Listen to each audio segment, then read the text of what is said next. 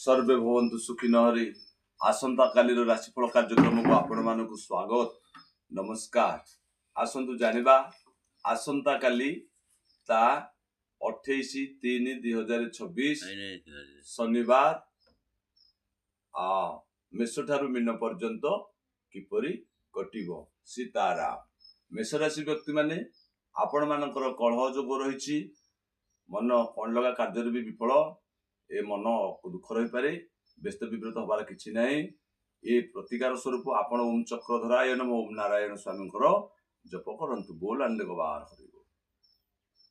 वृष राशि व्यक्ति माने आपण मानकर दिनटी अत्यंत सुंदर एवं आनंदमय सर्व सुख पराक्रम उच्च मना हेबे कार्य सिद्धि मध्य लाभ करिवे। मिथुन राशि व्यक्ति माने आपण मन सामान्य व्याकुलित किछि पाइबा पई कष्ट अधिक अधिक किछि पाइबा पई मन व्याकुलित तेबे मन भल एतेटा रही न पारे।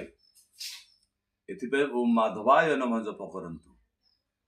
कर्कट राशि व्यक्ति माने आपण मानकर दिनटी अत्यंत सुंदर एवं आनंदमय रही सुखाद्य सुवस्त्र बंधु दर्शन रही।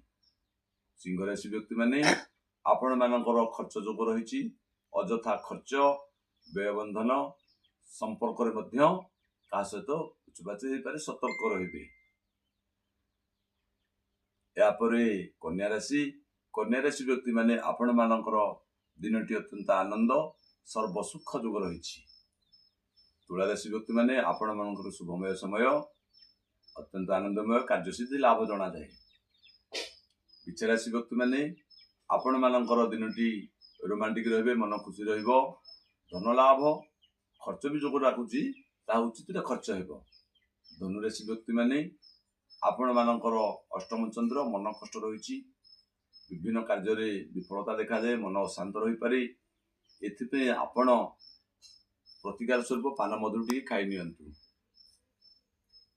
मकर राशि व्यक्ति माने आपण मानकर दाम्पत्य सुख कार्यसिद्धि बंधु सुख रही। कुंभ राशि व्यक्ति माने आपण मानकर दिनटी झंझट थिले मध्य आपण विजय लाभ करिवे। दिग्विजय आपण को श्रेय देवा को चाहूची। जय जगन्नाथ।